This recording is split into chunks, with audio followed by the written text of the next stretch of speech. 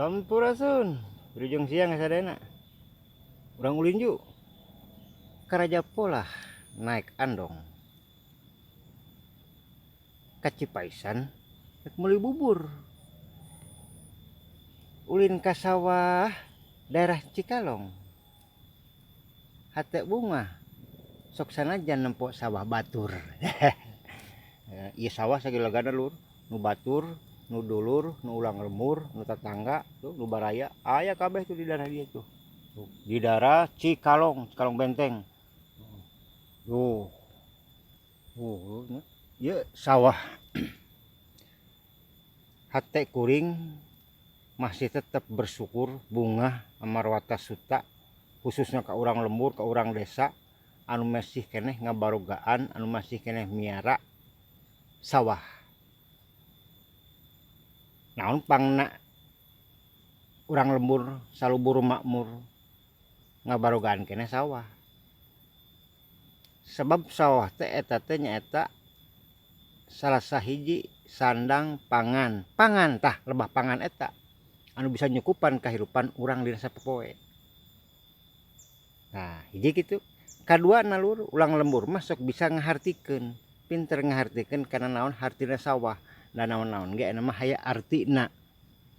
Kecuali lamun teu nyaho kana artina meureun nya kasasar ka dituna gitu. Aya paribahasa budak ngora ayeuna apalah artinya sebuah nama bohong. Tetep lur, di mana-mana aya plang Cicaheum, Cicalengka, Majalaya plang nama eta teh moal kasasar urang, lamun urang teu boga ngaran pasti kasasar pan kitu nya. Inget deui sok kakolot urang baheula arek ngaranan anakna lur gubrag lahir dina alam dunya heug dibere ngaran pan kuat kumplit beureum sasajen oge. Kumplit bubur bodas, bubur beureum, cai herang, cai kopi pahit, kopi manis, teh pahit, teh manis, cai herang susuna jeung sajabana. Weuh, ngagunakeun adat istiadat kebiasaan orang Sunda.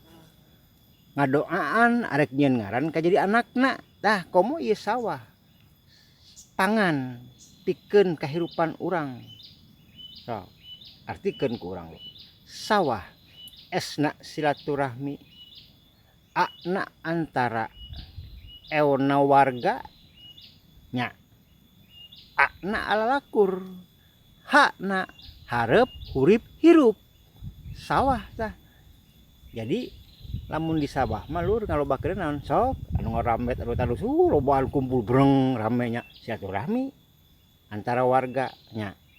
Jadi we alalakur urang mana amplok di sawah teu nya. Hareup hurip hirup.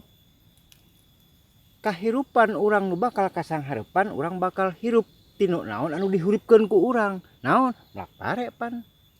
Blak pare. Ieu dipelakeun ieu. Dihirupkeun ku urang.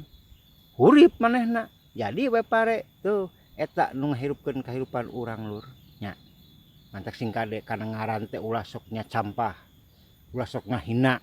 Eta teh ngaran teh doa. Setiap ucapan yang keluar dari mulut kita itu adalah doa. Baik dan buruknya kita tergantung kepada ucap lampah dan paripolah kita. Kitu lur. Kitu lur ah. Cek urang saung ieu mah cek urang saung. Hatur nuhun. Assalamualaikum warahmatullahi wabarakatuh. Sampurasun.